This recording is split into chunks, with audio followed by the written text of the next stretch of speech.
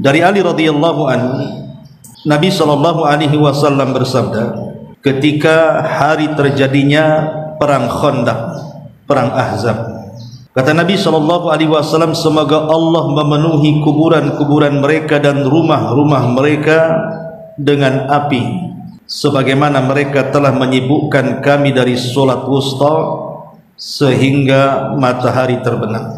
Dalam lafaz Muslim, mereka menyibukkan dari solat wusta, maksudnya solat asar.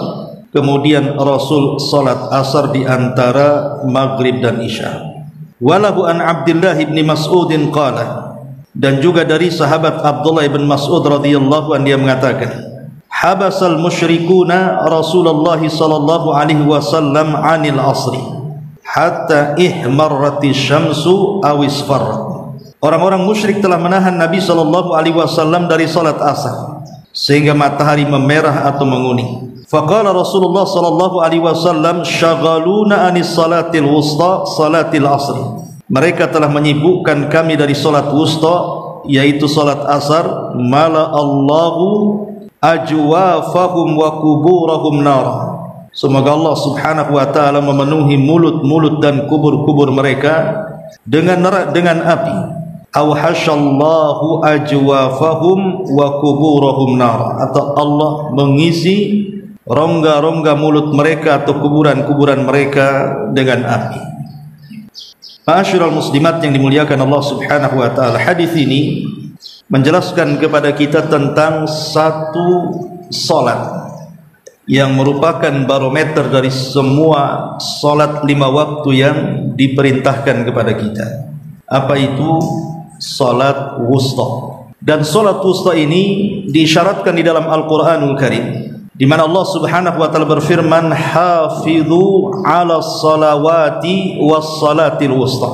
Jagalah oleh kalian 5 waktu salat itu, terutama salat wusta. Kita tahu bahwa salat wusta itu kan bagian daripada salat wajib. Tapi kenapa kemudian dikhususkan penyebutannya dari semua salat yang 5 waktu? Kenapa Allah subhanahu wa ta'ala tidak katakan hafidhu ala salawat al khamsa, jagalah oleh kalian 5 waktu salat? Tapi Allah subhanahu wa ta'ala justru mengkhususkan salat wusta dari 5 waktu salat ini. Secara kaedah usul, penyebutan khusus secara umum setelah penyebutan umum itu adalah keistimewaan dari yang dikhususkan.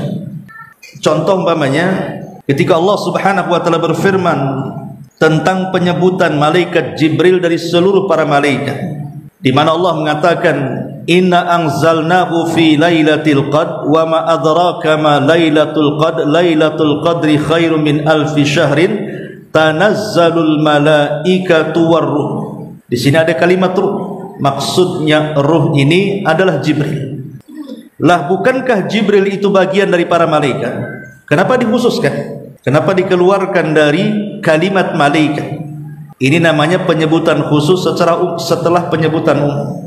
Karena Jibril ini berbeda dari seluruh malaikat. Dia adalah pemimpinnya.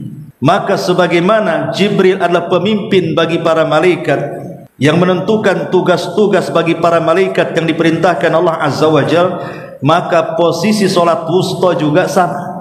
Dia menentukan salat-salat yang lain. Kalau seseorang kemudian bisa menjaga salat wusta, maka dia bisa menjaga salat-salat yang lain. Tapi kalau dia tidak mampu untuk menjaga salat wusta, maka pada salat-salat yang lainnya akan mudah untuk diremehkannya. Masalahnya, salat wusta itu salat apa? Karena salat itu kan 5 waktu. Ada zuhur, ada asar, ada maghrib, ada isya, ada subuh. Lah, salat wusta itu yang mana satu? Kalau berdasarkan hadis yang kita baca, 2 riwayat yang kita baca ini, bahwa salat wusta itu adalah salat asar. Salat wusta adalah salat asar. Artinya siapa yang menjaga salat asar dengan baik, maka dia mampu menjaga salat-salat yang lain. Kenapa kemudian salat wusta itu dipilih salat asar? Karena berdasarkan nas, Rasul sendiri yang bicara dalam hadis ini. Jadi kasusnya adalah ketika terjadi perang Khandaq atau perang Ahzab dalam Al-Quran.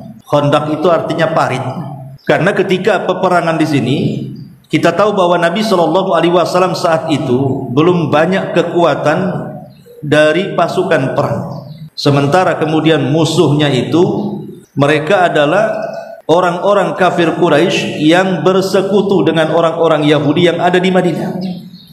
Belum lagi orang-orang munafik dari dalam. Sementara kemudian peperangan ini terjadi di kota Madinah, tidak di luar Madinah. Biasakan Rasul kalau perang di luar Madinah. Ini kejadiannya di kota Madinah, karena posisinya Rasul bukan menyerang tapi diserang.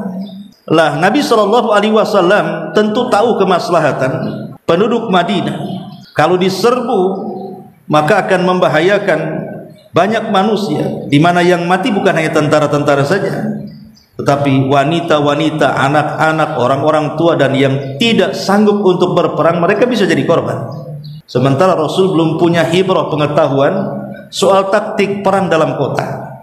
Makanya kemudian Nabi SAW memanggil para sahabat untuk berdiskusi tentang taktik perang. Disinilah kemudian tampil seorang sahabat namanya Salman Al-Farisi radhiyallahu anhu. Karena dia adalah orang Persia, artinya dia punya pengalaman peperangan yang ada di Persia. Maka Salman pun mengatakan kepada Nabi SAW, dalam kondisi kita diserang dan di perkotaan, sebaiknya wahai Rasul, kita buat parit saja untuk menahan musuh. Karena posisi kota Madinah itu seperti ini. Posisi kota Madinah itu samping kanan itu bukit, samping kiri juga bukit. Sementara belakang itu kebun kurma yang sangat luas sekali, sehingga kemungkinan musuh itu menyerang hanya dari depan saja. Karena mereka kalau menyerang dari kiri kanan akan kesulitan karena ada bukit masalahnya. Lah dari situlah kemudian Salman Al-Farisi bercerita, kami kalau dalam kondisi seperti ini di Persia sana, maka kami akan buat parit untuk menghadang musuh. Disitulah Nabi SAW akhirnya mengikuti saran daripada Salman Al-Farisi. Mulailah Rasul menggerakkan para sahabat dan Rasul sendiri yang memimpin untuk membuat parit panjang dan sangat lebar dan dalam itu. Makanya kemudian perangnya disebut perang parit, atau bahasa Arabnya disebut perang Khandaq. Kenapa Quran membahasakan perang Ahzab? Ahzab itu artinya kelompok-kelompok, karena yang menyerang Rasul itu bukan satu kelompok. Ada orang musyrik, ada orang Yahudinya, ada orang munafiknya. Makanya karena banyak kelompok yang menyerang dari banyak kabilah, maka perang itu juga disebut perang Ahzab. Jadi bisa dikatakan Ahzab, bisa dikatakan Khandaq. Kenapa disebut Khandaq? Karena memang arti Khandaq itu parit artinya. Karena dalam peperangan ini Rasul menggunakan taktik menggunakan parit. Lah saat musuh datang dari depan itu, mereka berusaha untuk meloncati parit yang sangat lebar itu, sehingga kuda-kuda mereka tidak sanggup meloncat. Setiap meloncat masuk dalam parit itu kudanya. Ketika mereka masuk ke parit, maka langsung diserang dengan panah-panah itu. Lah Nabi SAW berusaha untuk menjaga parit itu, jangan sampai kemudian ada musuh yang sanggup meloncat parit. Ini kan membahayakan masalahnya. Makanya sebelum musuh-musuh itu loncat ke luar parit dan masuk ke kota Madinah, maka Nabi SAW menjaga di depan parit tersebut dengan melempari anak panah, tombak dan yang semacamnya, supaya jangan sampai mereka masuk. Lah ketika kemudian lewat waktu asar, musuh tidak berhenti, terus saja mereka meloncat parit, sehingga Nabi SAW terus menyerang. Tidak mungkin dalam kondisi seperti Nabi SAW hentikan para sahabat kemudian melaksanakan sholat asar, kan begitu. Maka ini akan berikan kesempatan musuh masuk. Makanya kemudian Rasul tetap bertahan. Rupanya waktu terus berjalan sampai matahari pun memerah, menguning, akhirnya tenggelam. Ketika terbenam matahari itu, Rasul dan para sahabat belum sholat asar nih. Sementara waktu asar sudah habis, karena sudah masuk waktu maghrib. Artinya Rasul pun kalau sholat berarti sholat di luar waktu tuh. Lah dalam kondisi seperti ini kan tidak mungkin asar dengan maghrib dijama', karena yang boleh dijama' itu zuhur dengan asar atau maghrib dengan isya, kan gitu ya. Sementara posisinya ini asar dengan maghrib. Akhirnya kemudian Nabi SAW pun ketika penyerangan sudah mereda, maka Rasul pun sholat bersama para sahabatnya, sholat asar di luar waktunya. Di luar waktu maksudnya setelah antara maghrib dan isya. Nah, itu Rasul asar, baru kemudian maghrib, kemudian menjelang isya Rasul pun sholat isya. Berarti Rasul sholat asar di waktu maghrib. Lah para ulama mengatakan hukum melaksanakan sholat di luar waktu itu pada dasarnya kan tidak sah. Karena Nabi SAW sendiri yang mengatakan kan gitu. Tetapi dalam tempo-tempo tertentu saat darurat maka dibolehkan. Jadi saat darurat itu dibolehkan seseorang sholat di luar waktunya yang tidak ada hubung kait dengan jamaah. Kalau dengan jamaah sudah jelas boleh kan gitu ya. Duhur ada ada kesibukan apa, akhirnya dijama dengan asar umpamanya. Tetapi kondisi ini kan tidak bisa dijama sehingga mengeluarkan waktu sholat asar di waktu maghrib, dan ulama mengatakan hukumnya boleh berdasarkan hadis Nabi SAW di sini bahwa Rasul pernah sholat asar di waktu maghrib karena dalam kondisi darurat, dan ini pun pernah terjadi kepada siapa? Sahabat ya. Jadi ada sahabat Nabi SAW namanya Anas ibn Malik radhiyallahu anhu. Anas ibn Malik radhiyallahu anhu. Anas ini pembantu Nabi SAW selama 10 tahun sampai wafatnya Rasul. Dia tetap menjadi pembantu Nabi. Makanya wajar kalau Anas ibn Malik itu menjadi satu-satunya sahabat dari 3 sahabat Ansor yang banyak meriwayatkan hadis Nabi SAW setelah pertama tentunya Abu Sa'id Al-Khudri radhiyallahu an, kemudian Jabir bin Abdullah radhiyallahu an, kemudian Anas ibn Malik. Itu 3 sahabat Ansor. Di sana ada Abu Hurairah kan itu. Tentang kisah Anas bin Malik radhiyallahu an adalah sepeninggal Nabi SAW dan sepeninggal Abu Bakar Siddiq radhiyallahu an ketika khalifah dipimpin oleh Umar bin Khattab radhiyallahu an. Umar ini kan mengirim pasukan besar untuk membebaskan Persia. Lah di antara salah satu kota bawahan Persia itu namanya Tustar. Jadi ada satu kota namanya Tustar, itu masih bawahan Persia. Lah para sahabat Nabi SAW mengepung kota ini. Bukan seminggu 2 minggu pengepungannya, bukan sebulan 2 bulan, hampir setahun lebih. Ada yang mengatakan setahun setengah pengepungan kota ini. Kenapa begitu lama mengepung kota? Karena kota Tustar itu dikelilingi benteng, itu masalahnya. Jadi orang-orang Persia itu suka membuat benteng untuk menjaga negaranya. Lah karena kemudian dikelilingi oleh benteng, maka menyulitkan para sahabat untuk menggempur kota itu karena harus melewati benteng. Lain dengan sekarang, kalau sekarang kan tinggal dibom saja. Zaman dulu kan nggak bisa, pakai apa kan itu untuk meruntuhkan benteng? Ya paling didobrak-dobrak pakai kayu kan itu. Sementara panah terus berhujanan dari atas. Sehingga para sahabat ini tidak sanggup untuk menghancurkan benteng dengan seketika, sehingga harus mencari waktu. Masalahnya waktunya terlalu lama, sampai 1 tahun. Pengepungan itu, Bu, kalau seandainya terlalu lama bisa mengalami kekalahan. Kenapa? Karena kan tidak cukup perbekalan.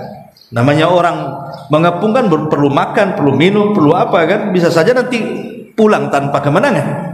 Tetapi Allah Subhanahu wa taala berkehendak lain. Setelah para sahabat mengepung hampir 1,5 tahun kota Tustar ini, ya, Allah takdirkan benteng itu bisa dirobohkan tepat di waktu subuh. Di waktu subuh benteng itu roboh.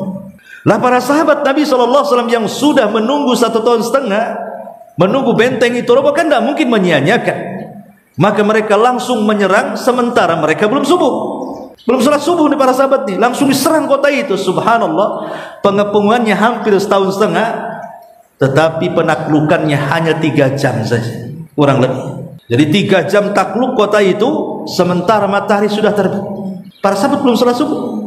Lah akhirnya setelah kemudian direbut kota Tustar dan waktu salat subuh sudah berakhir karena sudah terbit matahari, barulah kemudian para sahabat setelah matahari meninggi, mereka pun melaksanakan sholat subuh di luar waktunya. Ini kan kasusnya sama dengan Nabi. Kalau Nabi kan sholat asar di waktu maghrib, ya. Ini kalau sahabat ini sholat subuh di luar waktunya setelah terbit matahari di waktu duha. Lah Anas ibn Malik radhiyallahu an, kalau dia mendengar cerita ini, maka dia selalu menangis. Jadi Anas ibn Malik kalau dia diceritakan tentang Tustar atau ditanya soal Tustar, maka Anas bin Malik selalu meneteskan air mata. Kenapa Anas menangis? Bukankah peperangan itu dimenangkan kaum muslimin? Harusnya kan senang. Kenapa sedih? Yang disedihkan Anas bin Malik radhiyallahu an itu bukan soal kemenangan Tustar, Yang namanya kemenangan itu ya harus dihadapi dengan kebahagiaan. Tapi Anas ibn Malik ini menangis karena seumur hidup dia tidak pernah melaksanakan subuh di luar waktunya kecuali di perang Tustar. Sahabat itu tidak pernah mengakhir atau mengulur-ulurkan waktu salat. Mereka selalu tepat waktu.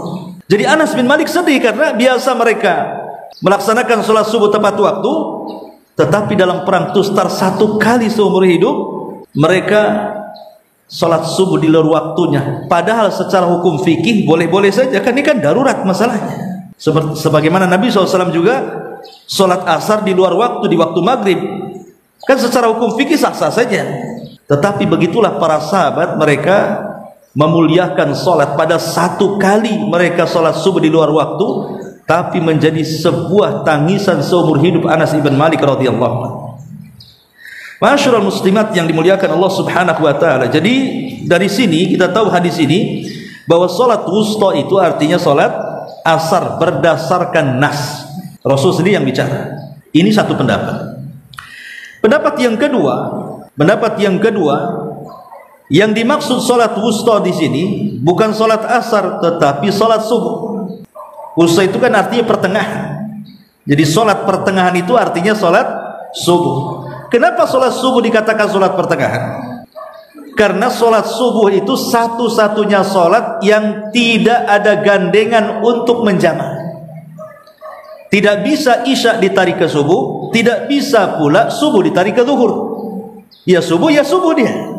Lain dengan salat maghrib dengan isya, bisa ditarik, baik takhir atau takdim. Ataupun salat zuhur ke asar bisa ditarik, baik takhir ataupun takdim. Subuh ini tidak bisa ditarik kemana-mana. Ke salat malam isya tidak bisa ditarik, ke salat siang zuhur tidak bisa ditarik juga. Makanya dia tengah-tengah.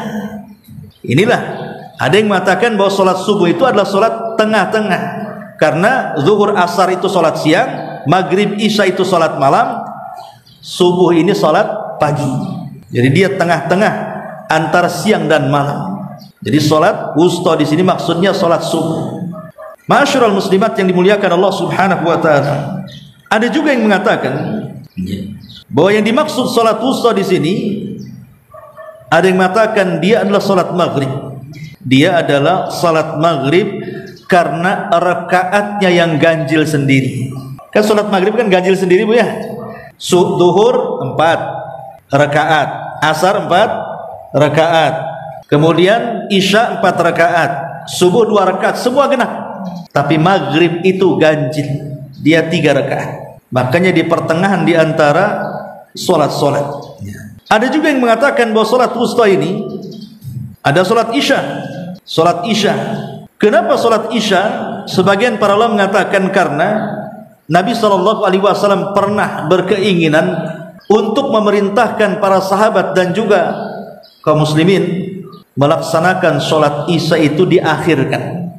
Maksudnya di pertengahan malam, bukan di jam 7, bukan, tapi di jam 12, di pertengahan malam.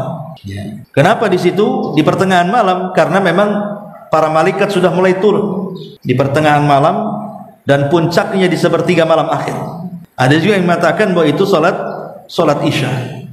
Tetapi ya ada kemungkinan salat isya itu bisa 5 waktu. Bisa ya zuhur, bisa asar, bisa maghrib, bisa isya, bisa subuh. Kemungkinan tidak ada yang tahu mana salat wusta itu, apakah di antara 5 waktu salat ini subuhnya, asarnya, maghribnya, isyanya atau zuhurnya. Tetapi pendapat yang kuat wallahu alam, kebanyakan para ulama ketika mereka membahas salat wusta itu diisyaratkan kepada 2 salat. Pertama salat asar, yang kedua salat subuh. Jadi para ulama kebanyakan mereka mengisyaratkan bahwa salat wusta itu adalah salat asar dan salat subuh. Kenapa? Karena 2 salat inilah yang paling banyak keutamaannya. Adapun salat asar, di antara keutamaannya adalah pertama bahwa salat asar ini adalah salat yang Rasul sallallahu alaihi wasallam memberikan jaminan orang yang menjaganya akan masuk surga. Dan itu disebutkan di dalam hadis Nabi sallallahu alaihi wasallam di mana Nabi SAW mengatakan, man hafadha ala baradaini dakhalal jannah. Man hafadha ala baradaini dakhalal jannah. Siapa yang menjaga salat barad, salat yang cuacanya mendingin, dua salat yang cuacanya sudah mulai mendingin, maka Allah Subhanahu wa taala jamin dengan surga. Sebagian para ulama mengatakan maksudnya baradaini di sini adalah salat asar dan salat subuh. Siapa yang menjaga salat asar dan salat subuh, maka Rasul SAW katakan dakhalal jannah, maka dia akan masuk surga. Ini yang pertama. Kemudian yang kedua, di antara keistimewaan salat asar juga, bahwa salat asar ini orang yang meninggalkannya bisa menjadikan pahalanya gugur. Jadi semata-mata ibu meninggalkan salat asar, ini bisa menggugurkan pahala. Dan ini disebutkan di dalam hadis Nabi SAW, barang siapa man fatathu salatul asri, barang siapa yang luput dari salat asar, faka'annama man fatathu salatul asri habita amaluhu. Barang siapa yang luput salat asar, maka amalannya akan digugurkan Allah Subhanahu wa taala. Bahkan bukan hanya amalannya, dihilangkan keberkahan harta dan keluarganya. Kata Nabi SAW, faka'annama witru ahlin wa malin, seolah-olah dihilangkan berkah harta dan juga berkah keluarganya. Tidak akan berkah orang-orang yang mereka meninggalkan salat asar. Kemudian juga salat asarlah salat di mana malaikat-malaikat yang akan mencatat amalan kita di malam hari itu turunnya di salat asar. Jadi Allah Subhanahu wa taala mengutus malaikat-malaikat yang akan mencatat. Malaikat pencatat itu kan ada 4. Pertama raqib, yang kedua atid. Ini 2 yang selalu ada di samping kiri kanan kita. Kemudian yang 2-nya adalah malaikat hafadhah. Wa inna alaikum lahafidhin kiraman katibin. Malaikat hafadh, malaikat yang senantiasa mencatat amalan kita. Dan itu ada 2, ada yang mencatat di siang hari dan ada yang mencatat di malam hari. Lah yang mencatat di malam hari itu kapan turunnya? Di waktu manusia sedang salat asar. Jadi ketika manusia sedang salat asar, maka mereka pun mulai mencatat amal kebaikan kita. Di waktu yang sama, malaikat yang mencatat amal kebaikan kita di siang hari, mereka pun naik ke langit. Makanya salat asar itu dicatat 2 malaikat. Malaikat yang mencatat perbuatan kebaikan kita di siang hari, dan malaikat yang mencatat kebaikan kita di malam hari. Karena pertemuannya itu di salat asar. Yang satu naik, yang satu turun. Dan ini sebuah keistimewaan. Kemudian juga Allah Subhanahu wa taala menjadikan sumpah. Jadi salat asar itu Allah jadikan sumpah. Dan tidaklah Allah bersumpah kepada makhluknya kecuali makhluk itu memiliki keistimewaan di hadapan Allah. Di mana Allah mengatakan wal asri innal insana lafi khusri. Wal asri, sebagian ahli tafsir mengatakan demi waktu asar. Walaupun ada ahli tafsir mengatakan maksudnya di sini zaman, masa. Tapi ada juga yang mengartikan wal asri di sini maksudnya demi waktu asar. Allah tidak mungkin bersumpah dengan sembarang makhluknya kecuali makhluk itu sangat istimewa. Ma'asyiral muslimat yang dimuliakan Allah Subhanahu wa taala. Kemudian juga kisah Nabi Sulaiman. Jadi Sulaiman itu, Nabi Allah Sulaiman itu kan paling suka tuh dengan kuda. Kuda perang itu paling suka. Jadi dia punya kuda-kuda pilihan beliau, kemudian ditambatkan di halaman beliau dan selalu dikunjungi Nabi Sulaiman untuk dinikmati, mungkin warnanya, dinikmati postur badannya, kelincahannya dan begitu seterusnya. Namanya hobi terkadang melalaikan. Jadi Nabi Sulaiman karena asiknya dia bermain dengan kudanya, lalai dia dari sholat sore. Dari sholat sore. Ya kalau kita ini sholat asar ya gitu ya. Kalau mungkin sholat yang dilakukan di sore hari. Karena di zaman Nabi SAW saja kita tahu bahwa sebelum disyariatkan sholat 5 waktu itu kan cuma 2 waktu saja, pagi sama petang. Ya. 2 rakaat, 2 rakaat. Baru setelah disyariatkan salat 5 waktu baru diganti atau ditambah waktunya. Lah Nabi Sulaiman itu diakhirkan dari salat asar sampai matahari tenggelam. Sudah habis waktunya, Sulaiman baru sadar, oh tadi saya belum salat. Dari situ dia pun marah, kemudian besoknya dia sembelih kuda-kudanya itu. Ada yang mengatakan 100 ekor kuda, ya kan? Sembelih semuanya. Dan dagingnya dibagi kepada fuqara wal masakin. Dari sini kata para ulama, ketika memberikan satu kisah tentang kisah Sulaiman, karena kan kisah ini disebutkan dalam Quran juga tentang penyembelihan kuda-kuda Sulaiman gara-gara terlalaikan dari salat asar. Ulama kemudian mengatakan, lihatlah bagaimana Nabi Allah Sulaiman alaihi salatu wassalam menyembelih kuda-kuda itu, karena sudah melalaikan dari ibadah salat kepada Allah Subhanahu wa taala. Maka ada sebuah kaidah, man taraka syai'an lillahi awadallahu khairan minhu. Barang siapa yang meninggalkan sesuatu karena Allah, Allah pasti akan ganti sesuatu itu dengan yang jauh lebih baik lagi. Seperti Nabi Sulaiman, karena kuda-kuda itu sudah melalaikan, ya sudahlah saya sembelih saja, nggak apa-apa saya tidak punya kuda. Dia tinggalkan kuda-kuda itu. Karena apa? Karena Allah. Karena dia yang mengganggu salat kan gitu. Akhirnya apa? Allah ganti kuda-kuda itu dengan apa? Dengan ditundukkannya angin dan awan kepada Nabi Allah Sulaiman. Jadi kalau Nabi Allah Sulaiman mau perang, pasukannya di atas kuda-kuda perang, dia berkendaraan di atas awan, dihempaskan dengan angin. Dan tentunya kecepatan angin jauh lebih cepat dibandingkan kuda, jauh lebih hebat lagi dibandingkan kuda. Begitulah Allah ganti dengan yang lebih baik kepada Nabi Allah Sulaiman, karena sudah meninggalkan sesuatu karena Allah. Seperti kita lihatlah banyak orang-orang yang dulu terlibat di pekerja di bank-bank konvensional yang masuk kepada muamalah ribawiyah, akhirnya hijrah meninggalkan banknya. Setelah kemudian mereka pun berwira swasta, kita lihat banyak orang-orang yang berhasil akhirnya justru lebih hebat dibandingkan ketika dia menjadi manajer di salah satu bank umpamanya kan. Kita bisa lihat akhirnya jadi pengusaha, lebih banyak lagi duitnya kan itu, lebih berkah lagi keluarganya. Dan itulah menunjukkan bahwa kalau meninggalkannya karena Allah Subhanahu wa taala, bukan karena dipecat, bukan karena di PHK, enggak, karena Allah dia keluar. Dan keikhlasan dia kepada Allah, pasti Allah akan ganti. Dan ganti ini terkadang jauh lebih baik daripada sebelumnya. Baik, masyarul muslimat yang dimuliakan Allah Subhanahu wa taala. Inilah pendapat ulama yang mengatakan bahwa salat asar itu adalah salat wusta. Yang kedua, salat subuh. Lah salat subuh pun tak kalah keistimewaannya. Di mana di antara keutamaan salat subuh yang ma'ruf ya, yang ibu sering dengar, salat subuh ini adalah salat yang menyebabkan kita masuk surga.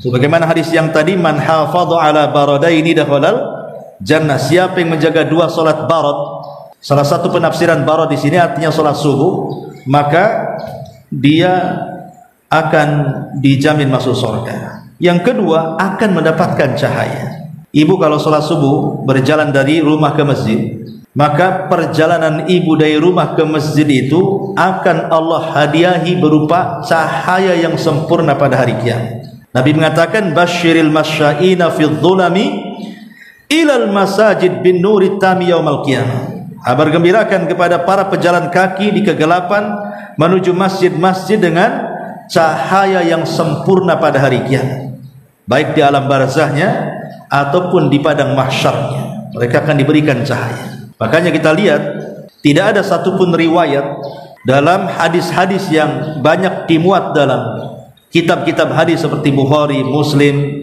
Abi Dawud, Tirmidzi dan yang lainnya yang menjelaskan tentang keterlibatan wanita-wanita di zaman Rasul salat di belakang Rasul berjamaah ke masjid, kecuali hanya di salat subuh. Ya. Semua riwayat kan kita sudah jelaskan riwayatnya bagaimana wanita-wanita di zaman Rasul mereka salat subuh ke masjid dan mereka pulang masih kondisi gelap, golas. Ya. Tetapi tidak ada satu riwayat mereka datang di waktu zuhur, di waktu asar, di waktu maghrib, di waktu isya, tidak. Riwayat itu hanya ada di subuh saja. Tetapi jangan dipahami bahwa wanita tidak boleh sholat berjamaah di selain subuh. Boleh, tidak ada masalah, karena ada hadis umum yang mengatakan apa? La tamnau ima Allah masajidallah. Jangan kalian larang wahai kaum laki-laki, wanita-wanita yang ada di sekitar kalian untuk datang ke masjid-masjid Allah. Nggak boleh mereka dilarang. Artinya boleh ke masjid. Tapi yang saya ingin katakan maksudnya wanita-wanita di zaman Nabi, mereka tidak ada riwayat sholat jamaah ke masjid kecuali di sholat subuh, gitu maksudnya. Boleh jadi karena sholat subuh ini banyak faktor. Salah satunya adalah angin yang membawa keberkahan yang disebut dengan angin soba. Jadi mereka, para sahabiah, mungkin bahasa kitanya sekalian olahraga kan itu ya, jalan kaki ke masjid, kemudian pulang berjalan kaki, sekalian olahraga, karena di situ ada angin soba. Yang kedua, di waktu subuh dalam kondisi gelap, sehingga tidak menjadikan fitnah bagi kaum wanita. Tapi kalau di siang ini kan, kalau ke masjid nampak pakaiannya umpamanya kan, pakaiannya bagus, menor dan begitu seterusnya. Atau kadang-kadang di desa ini aneh, ke masjidnya itu pakai lepis, mukenanya dijinjing ya. Nanti masuk masjid baru mukenanya dibuka, kemudian dipakai, pulang dijinjing lagi. Harusnya kan kalau mau begitu dari rumah lah pakai mukena tuh, sehingga sudah tertutup ininya, auratnya. Ke masjid pulang juga begitu, baru kemudian ganti pakaian. Tidak, ini malah dijinjing mukenanya, pakai lepis pula yang sempit-sempit gitu. Belum ke masjid. Atau kalau yang pikir di masjid kan ada mukena, sama sekali dia nggak mau mukena, cukup dengan mukena di masjid saja. Lah ini kan masalah. Intinya bahwa keutamaan sholat subuh itu banyak sekali, dan ini sudah pernah saya jelaskan di sini, tidak perlu diulang-ulang. Yang jelas bahwa sholat asar dan sholat subuh adalah sholat wusta yang harus betul-betul dijaga. Ma'asyiral muslimat yang dimuliakan Allah Subhanahu wa taala. Adapun sholat subuh sendiri dan sholat asar, kita tahu bahwa dalam sholat itu kan ada waktu-waktunya, ada waktu afdal ya, ada waktu pilihan, ada waktu terpaksa, gitu ya maksudnya. Ada waktu pilihan, ada waktu terpaksa. Contoh umpamanya sholat asar. Sholat asar itu kan seutama-utama sholat tentu tepat waktu. Karena itu berdasarkan hadis Nabi SAW ketika ditanya, Rasul, amalan apa yang paling afdol? Maka Rasul mengatakan, as-salatu ala waktiha, sholatlah tepat waktu. Ya di awal waktu, ketika adzan asar, kemudian ditegakkan iqamah, disitulah kita sholat asar. Itu seafdol-afdolnya waktu. Tetapi kalau seandainya seseorang itu mungkin karena ada kesibukan tidak bisa tepat waktu sholatnya, maka ada yang disebut dengan waktu ikhtiar namanya, waktu pilihan. Apa itu? Ketika berlangsung terus hingga tinggi bayangan bertambah 2 kali tinggi benda yang kita tancapkan. Jadi kalau kita menancapkan sebuah benda, maka bayangannya 2 kali benda itu. Jadi kalau bendanya 1 meter, berarti bayangannya 2 meter. Berarti sudah mendekati, sudah hampir mau maghrib, sudah mau memerah matahari. Nah, itu waktu ikhtiar namanya ya, karena mungkin ibu ada kesibukan, terpaksa tidak bisa tepat waktu, akhirnya mengambil di pertengahannya ya. Ada yang disebutkan waktu idtirar. Waktu idtirar itu sudah hampir hilang tuh waktunya. Kapan? Ketika matahari sudah menguning, artinya sudah mendekati tenggelam tuh. Nah, itu sudah, ini waktu idtirar, waktu terpaksa.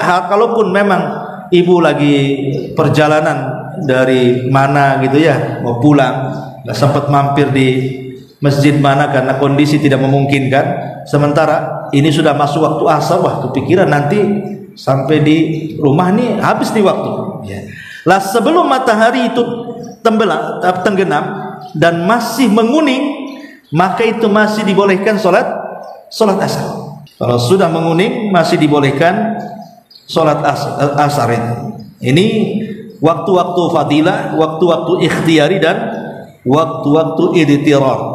Tapi kalau sudah matahari terbenam, maka haram melaksanakan sholat asar karena sudah keluar waktunya. nggak boleh, tidak sah, kecuali dalam kondisi darurat seperti kondisi Nabi saat berperang. Ya. Masyarul muslimat yang dimuliakan Allah Subhanahu wa taala. Adapun salat subuh, ya salat subuh tentu salat yang paling utama adalah setelah iqamah, di awal waktunya. Itu disebut dengan awal waktu ketika terbit fajar shadiq. Kemudian yang kedua, akhir waktu subuh. Akhir waktu subuh itu ketika terbit matahari. Berarti terbentang dari terbit fajar ke terbit matahari, di situ waktu subuh. Tetapi sama juga, ada waktu utama, ada waktu pilihan, ada waktu terpaksa gitu ya. Seperti waktu utama ya di awal waktu jelasnya ketika terbit fajar, sholat subuh. Adapun waktu pilihan, boleh sholat kapanpun dari mulai terbit fajar sampai isfar. Isfar itu maksudnya sampai agak terang tapi matahari belum muncul. Sudah terang tapi nggak ada, belum, matahari belum ada, belum sampai syuruk gitu ya. Tapi ada waktu yang boleh ketika terbit matahari tetapi belum sempurna, baru cahayanya memerah. Nih matahari mau terbit kan ada cahaya merah dulu tuh keluar. Itu masih dibolehkan karena matahari belum betul-betul muncul, baru cahaya merahnya saja keluar ya. Dan waktu yang diharamkan ketika matahari betul-betul muncul, itu berarti sholat subuh sudah di luar waktu namanya. Nah ini diantara faedah dua hadis tentang sholat wusta.